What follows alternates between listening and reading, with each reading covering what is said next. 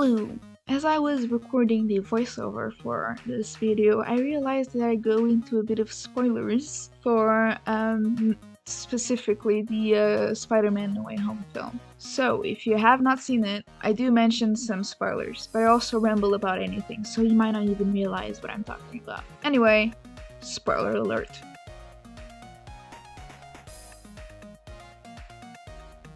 Hello! I'm back with another build that is not so tiny. I'm starting to think the name of the series is misleading. Maybe I should change it or something. I'm not going to change it. As you can see, we are building the Daily Bugle Lego set, number 76178, which was the other set I built while on holiday at home in Portugal. This is my first holiday when I went for my birthday. Not my latest holiday, which you probably heard about in my latest video before this one, the Christmas compilation. This set was released on the May 26th of last year for VIP members and June 1st for everybody else. So even if you weren't a VIP member, which by the way is free, you can join anytime you want, you only had to wait a week for you to get this set. It has 3,772 pieces and 25 minifigures, and it measures 83 centimeters high.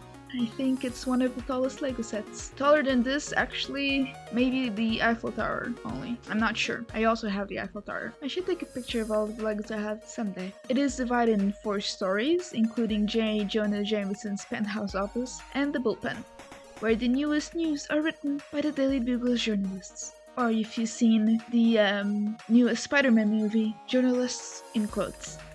One thing that I really like with the bigger sets is the little interviews or pieces of info about the set and its development. The instructions start with a tour of the building, the whole list of characters, and an interview with the Lego designer Mark John Stafford. It's just something that they didn't have to do, but it shows the care that they put into these Lego sets, and it really highlights the people behind the designs and some of my favorite sets. I think sometimes I forgot. I mean, when I think of Lego, I think of the buildings and the logo, which is just such a good logo. Very good. So it's nice, they're nice, like, see the people in the background, which sometimes you can forget about. Which we shouldn't, but that's how corporations work. Anyway, the Daily Bugle is it is one of my favorite sets. Not my favorite, I mean, I don't think anything is ever going to be the Millennium Falcon for me. That's my baby. But as I said, I was on holiday again for for just after Christmas and for New Year's, and I went home again, and one of my favorite things to do was just look at it. It's so good to look at. It's so dynamic. Green Goblin breaking out the window. It's something that I hope they add to Lego sets. Like, but obviously you can like move your Legos like around. You can deconstruct the Lego. I can't believe I just said that. I've never taken a Lego down and not build it exactly the same way it's intended to. But you can do that in building other things, and if it's a vehicle, you can like move it around and things. But there's like they don't put, and maybe I'm wrong in this, but they can implement this thing of like movement more into what's usually static sets, like buildings, like recreations of like spaceships, and just scenes from film. So like just add movement of Green Goblin like ripping through the window, like the window breaking apart. It's just something that I don't think I've seen in Lego before done that way. Anyway, it's so good. It adds so much to the set. I really love it. Just so good to look at. But back to some little info. This set is actually the second appearance of the Daily Bugle in a Lego set. The first one, from what I can find, is in the set 76005 Spider-Man The Daily Bugle Showdown, released in 2013 and included a small comic which you can download from the Lego website if you search for the instructions of the set. This Daily Bugle is a little bit different than the one I'm building today though. Just a little bit different. I'm putting my fingers very close right now together. Another fun fact, the office is being built today first appeared in The Amazing Spider-Man #1, released in March 1963. That is old. And also I think it was more like a background thing, rather than a major appearance, I think. I have not read it, I apologize. This is a very big build, so it's going to be divided in 2 or 3 parts. on this first one, I complete the reception area, and I think most of the outside. Plus, I built quite a few minifigures. So yeah, by the time I finish this video, we will have the reception / lobby built, and then the outside is built. We have some flowers in front of the stand, in front of the entrance. We have a little fire hydrant, which I think I take it down a couple of times. We have an electric box, we have a sewer grate, we have a newsstand right next to the building with some news. We have the Daily Bugle sign at the front. We have a little invisible little thing at the top so you can like pretend the characters are flying out of it, which is nice. And we have 7 of the 25 minifigures built. I think I build after this, it's a little bit faster because doing the floor is quite a lot of pieces, so it might just be one video after this other than 2. Again, I have not edited all of the ones, because then again, we're going to start doing the window, which requires a lot of window pieces stacked on each other several times over, so maybe it won't be that fast after all. I guess time will tell. And the first minifigure that they give us to build is actually Aunt May. So while I'm building the reception floor and the entrance and the, how do you call it? It's not a walkway. Sidewalk. There we go. Sidewalk. Let's talk a little bit about Aunt May. Aunt May is an integral part of the Spider-Man stories, having appeared in all of the Spider-Man movies. Most recently, she's been portrayed by Marissa Tomei in the Marvel Cinematic Universe. Speaking of, the Daily Bugle might be a more prominent feature in the upcoming Spider-Man film, No Way Home. Clearly, I wrote this before I saw the film. It is a big part of the film, as is Aunt May. Spoiler alert, may she rest in peace. Aunt May, not the actress. She's alive and well, I believe. But yeah, the Daily Bugle makes quite an appearance in Spider-Man No Way Home. In a way that I don't think people were quite expecting. It's very much a parody of internet and news people, and I think, I mean, there's quite a section that's the scene that clearly it's making fun of what's his face, Alex Jones. So if you're like that, I think I enjoyed it. I mean, it's definitely different from what we've seen of the Daily Bugle on the Sam Raimi films, and I haven't seen The Amazing Spider-Man with Andrew Garfield, so sorry, oops. But back to Aunt May. Aunt May has had quite a few different appearances in the films. A lot of people complain about the fact that she's too young. I mean, I never thought that. Like, Peter in the Marvels movies, he's like 16. I don't know why her aunt has to be 80. I know in the comics she's technically a great aunt or something. I mean, there's young aunts in people. Aunts come in a wide range of ages. So chill out, everyone. Back to the comic Aunt May. Her first appearance was in Amazing Fantasy number 15, August 1962, and her character was created by Stan Lee and Steve Ditko. Since then, she's been a staple in Peter Parker stories. Plus, I've just now discovered she almost married Dr. Octopus. Now that's the what if episode I want to see. This Lego version of Aunt May seems to be bringing pancakes to Peter while at work. It's just, that makes sense. I mean, why doesn't my aunt bring me pancakes while I'm at work? I'm sad now. Thanks. As a minifigure, this is the 4th time Aunt May has appeared as Lego. The first one was in 2004 in Doc Ock's Bank Robbery, obviously from Spider-Man 2, and then 2016, and 2 years later in 2018. And now, obviously, this one. I really enjoy Aunt May in the films. I really do. I mean, what's there to say about Aunt May? She's great. She really is great. I mean, she's fun. And she's not a dick to Peter. That's really all you can ask for. I'm now looking at the rat that we're building next to what I think are boxes. I don't know why there's just, I guess it's New York City, so there's just garbage everywhere. I mean, I'm talking like I can't. If I go out right now, I won't find something similar where I live. But whatever. As you can see, there's a rat next to some boxes, making its way to, I guess, the sewer. Which I think I'm pretty sure, I mean, it has to be. It's an Easter egg. It's an Easter egg, that's definitely it. Which is a nod to the savior of the MCU, Marvel Cinematic Universe. That, I believe, is the rat that activates the Quantum Tunnel, bringing back Ant-Man in Avengers Endgame. Speaking of Endgame, let's take a tangent and talk about Endgame for a little bit. I cried like 15 times. I saw it 6 times in the theater. I don't know if I mentioned this before, but I did, including that time where they like put it back on theater so they could pass Avatar, and they included another scene which was very badly rendered with a really shitty Hulk breaking some things. I don't remember quite. I don't quite remember all of it, but I saw that. I saw the tributes that they included for Stan Lee. That was nice. But yeah, I really like Endgame. I don't know, people tend to enjoy Infinity War more. I think I like Endgame a little bit more than Infinity War. Even if just because it focuses a bit more on Black Widow, which is my favorite character, as you should know by now. So, and right now you can also see Aunt May in the close-up, where she has a bunch of pancakes. Again, why? I don't know. We're now on to bag 2 of all of the 16 bags, I believe, if I remember correctly.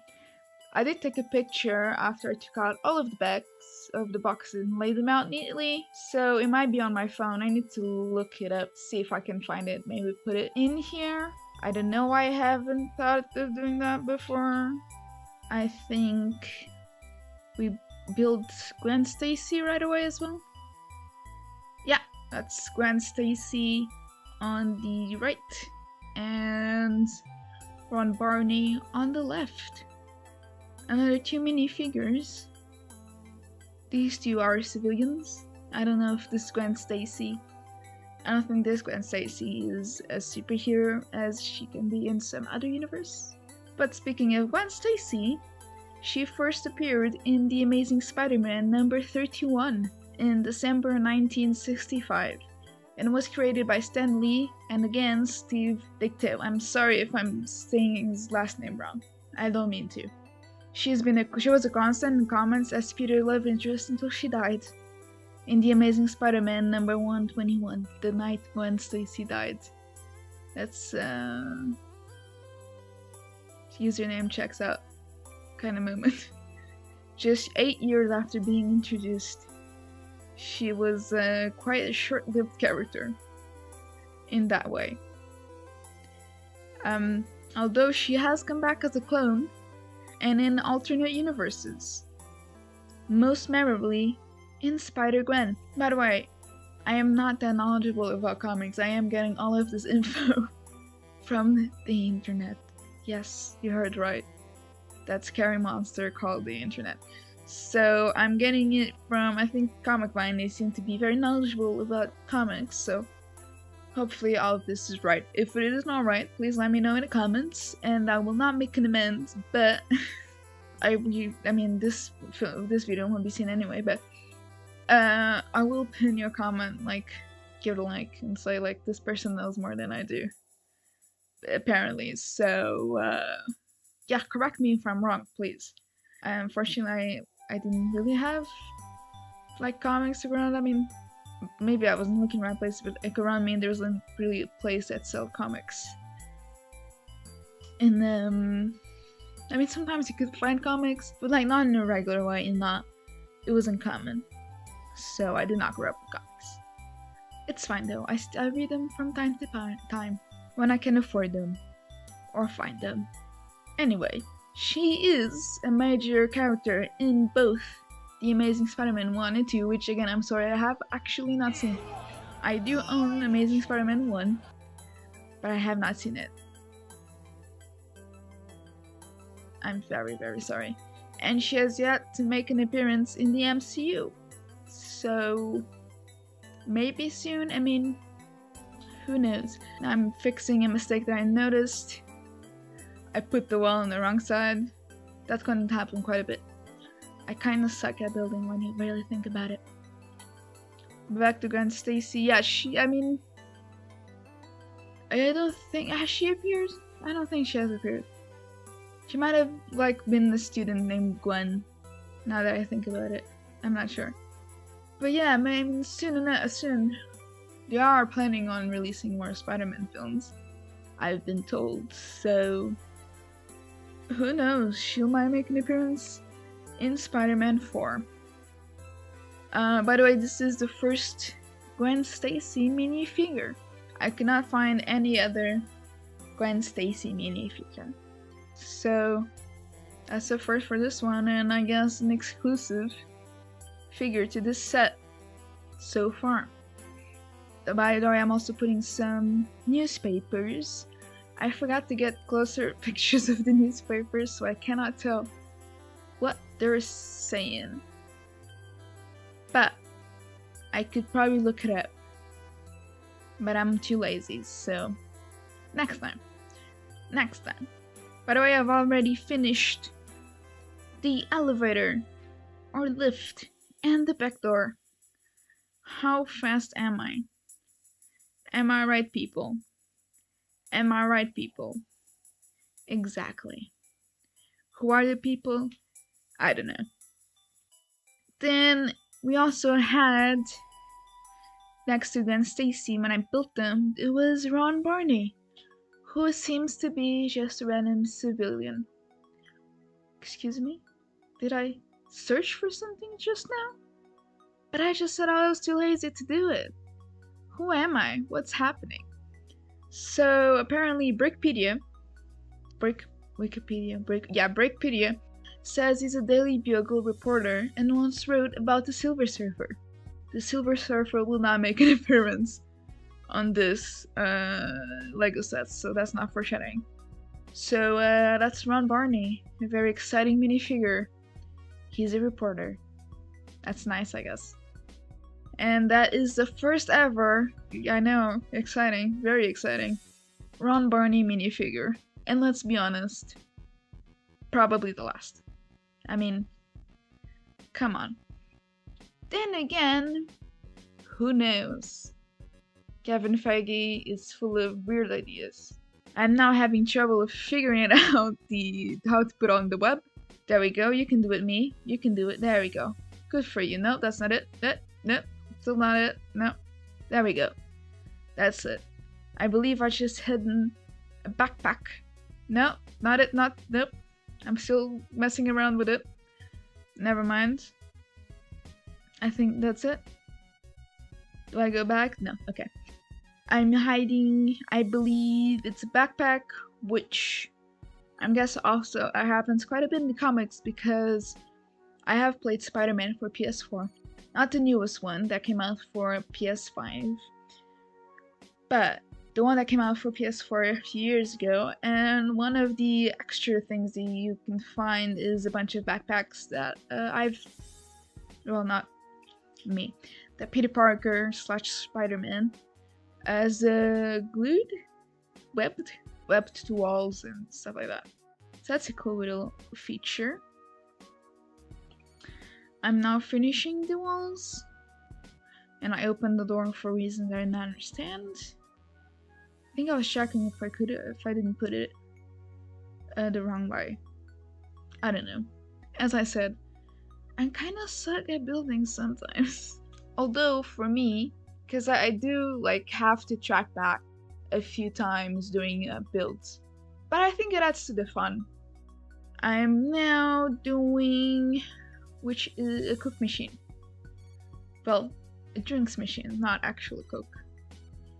I think, yeah, after this we're going to open another bag of Lego, and the minifigure is going to be Carnage. So while I'm building the little drinks machine, vending machine, I'm gonna start talking about Carnage a little bit. The instructions describe him as a powerful alien enemy of Spider-Man and Venom. They don't mention that it's a symbiote, probably not confuse the people that are not familiar with the comics, like myself. That's a lie. But I do know what a symbiote is, so sucks to be you, I guess. Again, I don't know who the you is, I'm sorry. Although I'm pretty sure the main buyers of set are adult fans of Spider-Man slash the universe, Marvel Universe. So they would know what a symbiote is. For those less familiar with comics, like me, you might recognize it from the Venom sequel, Let There Be Carnage, where it's the main antagonist along with its host, Cletus Cassidy, an insane serial killer played by Woody Harrelson. For those who have seen that movie, tell me what you think about it. I thought it was okay. I mean, I didn't love it. I didn't hate it. It was there. I don't know. I think they could have done more with it. I just, That's how I describe the film. I have now seen the Venom appearance in the MCU, which was teased in the Venom post-credit scene. Not exciting, to be fair. Well, I'm glad they didn't insert him in the film against. I should put a huge spoilers alert at the beginning of the video. So I mean, he appears again in a post-credit scene, so he's not in the movie per se. He appears again in a credit post scene, and it's very short. So the Venom that we know from the Venom movies, he will not be in the Marvel cinematic universe other than he's in a parallel universe. The Venom that we'll probably eventually see is a little bit of the symbiote goo that he left behind. So that's exciting because the last time we saw Venom on the big screen, I mean, I like Spider-Man 3. I haven't seen Spider-Man 3 in a long time, but I did remember liking it. But it'll probably be better than that, so fingers crossed? Who knows? Back to the character of Carnage. It was created by David Michelini. I'm sorry that I butchered your name. And Mark Bagley. And was introduced in The Amazing Spider-Man number 360, Death Toy, in 1992. Although this is described by the internet as more of a cameo. Its first main appearance was in the following issue, The Amazing Spider-Man number 361, Carnage Part 1, Savage Genesis. Since then, he has become a popular character among fans and has made several appearances in Marvel's animated show. Plus, in 2011, Carnage is part of the Sinister Six in the Broadway musical Spider-Man Turn Off the Dark. This Spider-Man has some really long arms and some wiggly things. I guess they're not arms. That's like long goo coming off the back and some wiggly goo. And next to him, I am building the Punisher and something else. Oh right, I'm putting on Carnage hands. It's like more gooey, so it's goo all around for Carnage. By the way, in case you misheard me, or you thought you misheard me, yes, I did say there is a Broadway musical starring Spider-Man. I won't go too much into it, but it's the most expensive production in Broadway history. It ran for a bit over 3 years, and 10 of its actors were injured, and was critically banned. Apparently it was a shit show. If you want to learn more about it, go watch the Wait in the Wings video about it. It's pretty interesting and fucking weird. I'll see if I remember to link it down. But honestly, I would watch it. I mean, theater shows are expensive, so I probably would not watch it. But I could probably find some like video of it online. No, I won't watch it anyway. There's been 5 minifigures of Carnage so far, 2 in 2021, including this one, and then 1 last year. Wait, no, not last. 2021 is last year. God damn. Oh, we're in 22 already. Jesus Christ. one in 2020, one in 2019, and the first one ever released was in 2015, Carnage's Shield Sky Attack. So that's, I think, well, that is definitely more than on mine, sorry. I mean, he'd probably be one of the characters with most minifigures. Obviously I haven't done, I'm doing this little by bit, so I don't add everything together and then cutting pieces. I mean, I'm terrible at this, let's be honest. What I'm trying to say is, I haven't researched all of the minifigures yet. But, other than this, I mean, obviously Spider-Man will have a ton of appearances, and possibly Peter Parker, but maybe then Venom will have more appearances, and because a lot of the other characters are like not as known characters, so they won't have a lot of minifigures. So I don't know, I think this will be like the third or fourth character with more minifigures. Let's move, like I said, I was building the same bag with Carnage came Punisher. I built them next to each other. Punisher is a vigilante and actually kills criminals, which is a big no-no to other superheroes. In his first appearance in the comics, he's actually hired to kill Spider-Man before he realizes he's been tricked and ends up helping Peter Parker. Such a nice guy. The character was created by Gary Conway, John Romita Sr., and Ross Andrew, although Stan Lee contributed to this creation with the name of the character. Stan Lee was good at naming characters. I said not knowing all the characters that he named. I mean, something that people point out about Stan Lee naming characters is that he uses, I think it's called alliteration a lot. That is definitely not the name, is it? What I mean is, he starts the first name and their surname with the same letter, so Peter Parker, Doctor Doom, Fantastic Four, Matt Murdock, Green Goblin, stuff like that. The Punisher, also known as Frank Castle, was introduced in 1972 in the issue The Amazing Spider-Man number 129. 129. I know how to read numbers, I promise. The Punisher strikes twice, and received its own series in 1986. Frank Castle was portrayed as a tragic man and as an anti-hero, rather than a hero. That's going to take me a while to figure out I put that long piece wrong. Not actually not that long. I thought it took me longer, I don't know why. Because I'm dumb, that's why. That was it. He has appeared in apparently several movies. I thought it was only one. According to the Geek article, the 1989 one with Dolph Lundgren, again I promise I know how to read numbers, the guy from Rocky IV, it's technically the first Marvel superhero movie. Although I only seem to vaguely remember the 24 version, which I've heard is not great.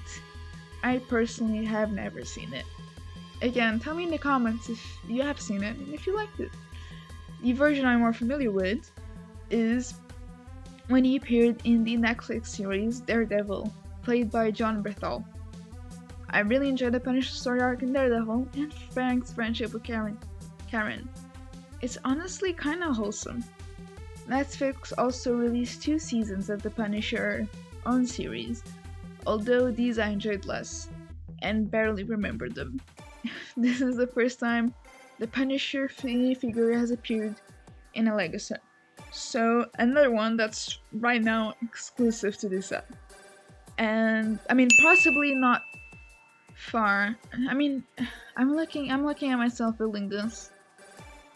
I think, but did I do it? I think I broke the fire hydrant off its place. Did I? I could be wrong.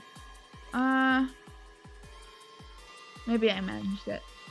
If I did break it by accident, I'll mention it.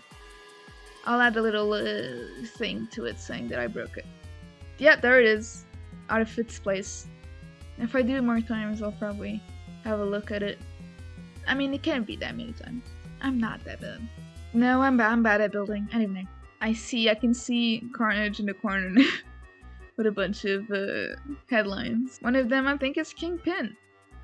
Yeah, definitely Kingpin. Speaking of the Daredevil show, he shows up on bag number 4, which should be soon, I think, and is also known as Matt Murdock, or the Man Without Fear. He first appeared in Daredevil number 1, The Origin of Daredevil, fitting, released in April 1964. Yeah, there he is, along with somebody else that I do not remember his name. Who is that woman? Wait. Amber. That's Amber. We'll get back to you, Amber. Where was I? Daredevil was originally created by Stan Lee, with additions from Bill Everett, Jack Kirby, and Wally Wood. This masked vigilante was blinded as a teen when he tried to help a blind man from getting hit by a truck. Some of the radioactive waste the truck was carrying blinded Matt, but heightened his other senses, which he uses to fight crime. Matt Murdock is also a lawyer with his own law firm, along with Foggy Nelson. I'm just great with names, aren't I? And it has helped a number of superheroes in legal problems.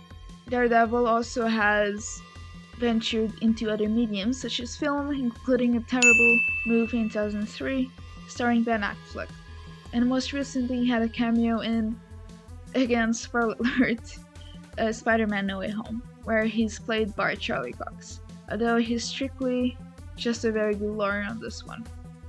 Charlie Cox, of course, has been playing the Daredevil since 2015 in the 3 seasons of Netflix Daredevil, and in the only season of Defenders. And can I just say, I enjoyed the Defenders. Is it great? No. But I liked it.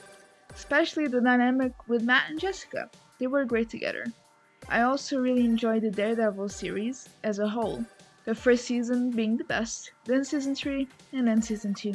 I really didn't like Elektra. She didn't have any charm to her character, and she was a big part of season 2, so I think that took away from my enjoyment of the season.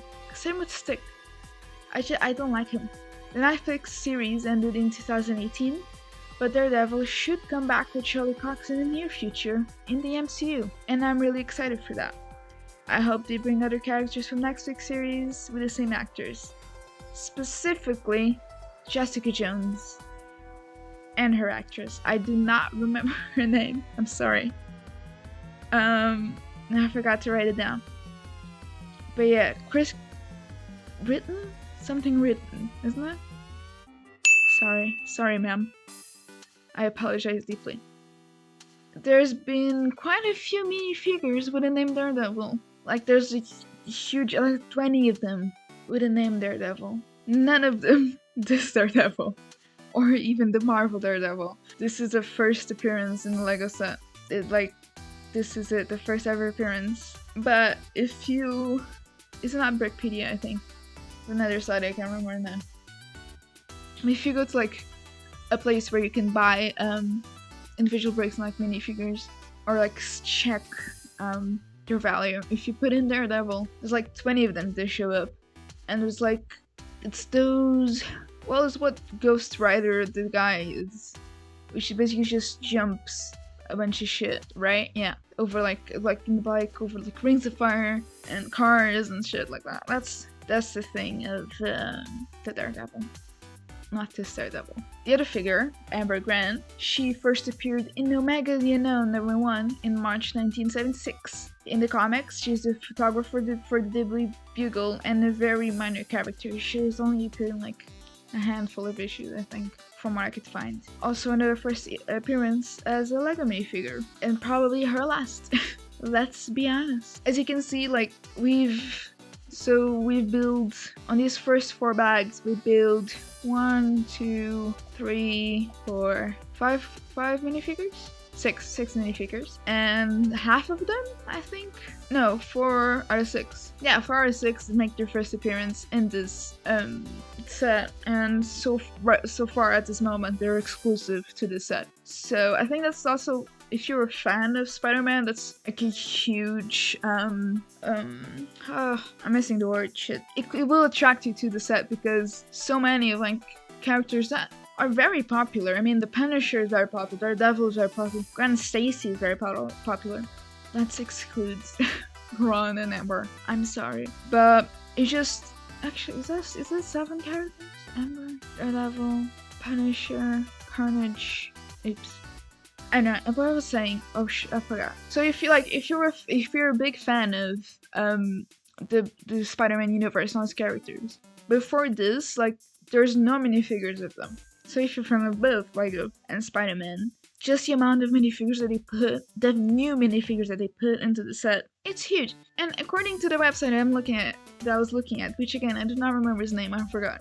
I'm sorry. Some of these minifigures are apparently going for like £20, which is a lot for a minifigure, I think. So just that, I mean, if you're buying this thing for like reselling purposes, or like other people buy big sets just for the pieces. So if you're actually doing it just for the pieces and don't care about minifigures, you can make quite a bit of your money back selling the minifigures, which is pretty good. I'm now making another mistake in the build. Shocker, this time in the newsstand.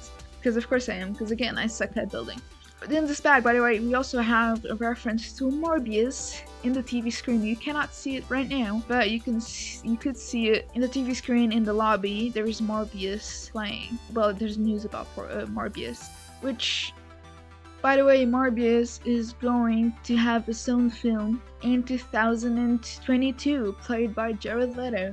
Who's excited by that? So far, apparently no one, because I have not heard a lot of things. Oops. That's, yeah. I mean, yeah. Not a lot of people are excited, I think. Oh well. But yeah, I mean, this has been it was a lot of fun to build. It really is. It's so much fun. And hopefully, if you do have the chance to buy it, I hope you have as much fun as I did with the set, because it's such it was so great. It was so great to build. It was so much fun. I enjoyed it so much. It's so much fun to look at it afterwards. It really is a great set. Anyway, alright, so that is it for this video. There'll be more soon, hopefully. If you like the video, please give it a like, comment, and subscribe, and share with all your people. Leave comments about what you think of the Punisher film, or the Daredevil film, or the version with Draco from the Rocky 4. Tell me if you're excited for Morbius, tell me if you like Spider-Man No Way Home, or how wrong I am about all of the facts that I put in this video, which some of them are probably wrong. Let's be honest. If you remember DinoPod, we have released a few new episodes of DinoPod. You can listen to them on our Spotify or Apple Podcasts or on YouTube on some other YouTube channel. We've moved all of the DinoPod episodes there. I hope you have a great day. I hope if you like more of videos like this, you can go check it out. My Marvel Ultimate, it's not Ultimate Spider-Man. My Iron Man Marvel Studios thing with all of the dots. That took me a long time to do. And all of the other tiny builds videos, which are usually shorter than this. Have a great day. Have a happy new year. Bye.